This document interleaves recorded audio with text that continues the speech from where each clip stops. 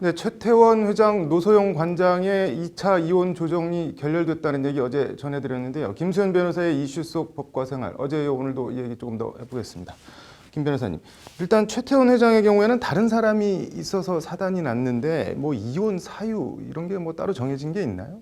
네, 민법에 정해진 6가지 사유로 재판상 이혼 청구를 할 수 있습니다. 네. 첫 번째는 배우자가 부정행위를 한 경우, 즉 바람을 핀 경우에 네. 해당하고요. 두 번째로는 배우자가 같이 살기를 거부한다거나 생활비를 주지 않는 것처럼 부양을 하지 않는 경우. 네. 그리고 세 번째로는 자신이 배우자나 그 배우자의 부모, 즉 장인어른이나 장모님, 시부모님이 되겠죠. 그들로부터 심히 부당한 대우를 받았을 경우에 해당합니다. 이거는 네. 폭행이나 폭언, 모욕을 심하게 당한 경우에 해당하고요. 그리고 네 번째로는 자신의 부모님이 자신의 배우자로부터 심히 부당한 대우를 받았을 경우, 그리고 다섯 번째로는 배우자의 생사가 3년 이상 불분명한 경우, 그리고 마지막으로 여섯 번째로는 기타 혼인생활 유지하기 어려울 중대한 사유가 있는 경우에 재판상 이혼 청구를 할 수가 있습니다. 그래서 보통 흔히 성격 차이로 인해서 이혼을 할 수 있냐라고 의문을 많이 가지시는데 네. 단순히 나 쟤랑 성격이 안 맞아 그러니까 이혼할래 이런 사유로는 좀 힘들고요. 그 여섯 번째 사유로 그 밖에 혼인을 계속 유지하기 어려운 중대한 사유가 있을 때 해당한다라고 해서 주장을 할 수가 있습니다. 네. 뭐 사유는 그렇고 최태원 노소영 부부도 그렇고 삼성 이부진 이무재 이혼도 그렇고 사람들이 뭐 제일 관심 있어 하는 게 재산 분할 이건데 이거는 뭐 기준 같은 게 있나요? 네, 재산 분할의 대상이 되는 재산은 혼인 중 부부가 공동으로 협력해서 이룩한 재산만 재산 분할의 대상이 됩니다. 네. 따라서 혼인 전에 각자가 가지고 있었던 재산이나 혼인 중에 상속 또는 증여로 받은 재산은 원칙적으로는 재산 분할 대상에 해당이 되지 않는데요. 네. 다만 이러한 재산이라도 자신이 그 재산의 유지나 증가에 기여한 점이 있다면 그 기여도를 주장을 해서 네. 재산 분할 대상에 포함을 시킬 수가 있습니다. 네. 그리고 일반 외벌이 가정의 경우에는 이제 가사 노동이 어느 정도의 재산 형성에 기여를 한 것인지 여부에 궁금증을 많이 가지시는데 네. 요즘에는 이 가사 노동도 40에서 50% 정도의 기여도를 인정을 하고 있습니다. 네. 이 재산 분할 말고 별도의 뭐 위자료라고 하는데 이런 건 뭐 어떤 경우에 어떻게 할 수가 있는 건가요? 네, 위자료는 혼인이 파탄나게 된 원인을 제공한 배우자 측에 그 책임을 묻는 일종의 정신적 손해배상에 네. 해당이 되는데요.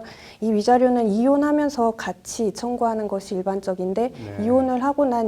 이혼을 먼저 하고 그 이후에도 청구를 할 수가 있습니다. 이혼을 한 날로부터 3년 이내면 청구를 할 수가 있습니다. 네.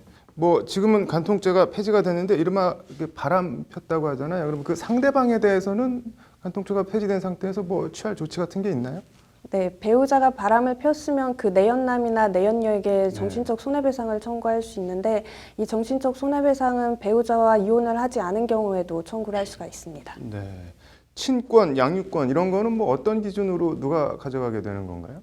네, 미성년 자녀가 있는 경우라면 친권, 양육권, 양육비에 관한 사항을 미리 정해야 되는데요. 이거는 네. 부부가 합의하거나 법원이 정해주는데 법원은 네. 자녀의 복지를 최우선적으로 고려해서 누가 어느 정도의 경제적 능력을 갖고 있는지, 누가 자녀와 더 친밀한지 등을 종합적으로 고려해서 결정을 합니다.